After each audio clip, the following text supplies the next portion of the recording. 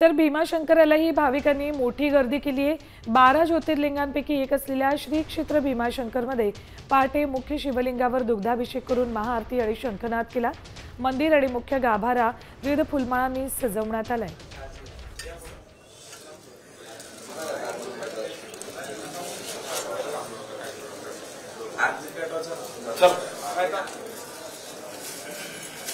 तर भीमाशंकराची दृश्य आपल्यापर्यंत पोहोचवतात आमचे प्रतिनिधी रोहिदास गाडगी।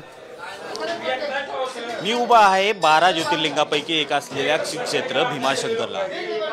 भीमाशंकरच्या गाभाऱ्यात आत्ताच महापूजा या ठिकाणी झालेली आहे।